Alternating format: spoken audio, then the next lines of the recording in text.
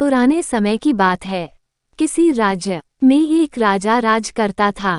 वो राजा अक्सर अपने राज्य का कोई न कोई गांव भ्रमण करता और वहां गांव में जाके अपनी प्रजा की समस्या सुनता और उसका समाधान लाने का प्रयास करता।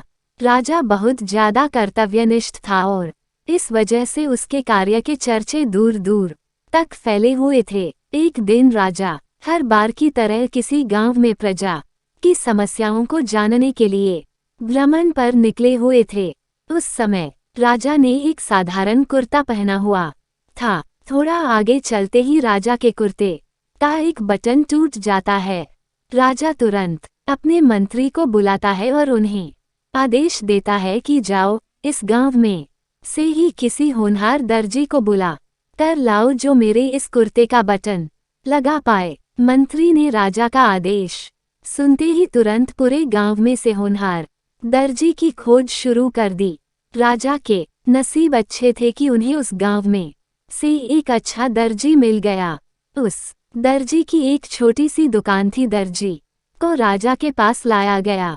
राजा ने दर्जी से कहा कि क्या तुम मेरे कुर्ते का बटन सील सकते हो? दर्जी ने कहा, जी हजूर, ये कौन सा मुश्किल काम है।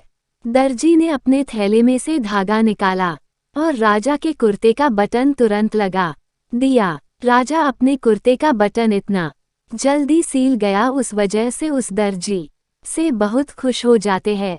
खुश होकर राजा दर्जी से पूछते हैं कि तुम्हें इस काम के कितने पैसे दूं? दर्जी ने कहा, अरे महाराज, ये तो बहुत ही छोटा सा काम था, इसके मैं आपसे पैसे थोड़ी न ले सकता हूँ, मुझे इसके कोई पैसे नहीं लेने हैं। राजा ने कहा, अरे तुम मुझसे मांगो तो सही, मैं तुम्हें तुम्हारे काम की कीमत जरूर दूंगा। अब दर्जी मन ही मन सोचने लगा कि बटन तो पहले से ही राजा के पास था, मैंने तो सिर्फ अपना धागा लगाया है। मैं ऐसा करता हूँ कि राजा से इस काम के 5 रुपए मांग लेता हूँ। फिर मन ही मन वो सोचता है कि अगर मैं इस काम के 5 रुपए मांगूंगा तो फिर राजा सोचेंगे कि इतने से काम के इतने सारे पैसे मांग रहा है, ये पता नहीं गांव के लोगों से कितने सारे पैसे लूट रहा होगा। इस सोच के साथ दर्जी राजा से कहता है कि महाराज, आप अपनी स्वेच्छा से कुछ भी दे दो मुझे। अब जब दर्जी ने राजा पर छोड़ दिया तब राजा को भी अपनी इज्जत के हिसाब से देना था, ताकि गांव के लोगों के दिमाग में उसका रुतबा छोटा न हो जाए। अपनी इज्जत के बारे में सोचकर राजा ने दर्जी को 5 गांव देने का आदेश दे दिया। राजा का आदेश सुनते ही दर्जी अपने मन में सोच रहा था कि कहाँ मैं राजा से 5 रुपए मांगने की सोच रहा था और कहाँ राजा ने मुझे 5 गांवों का मालिक बना दिया।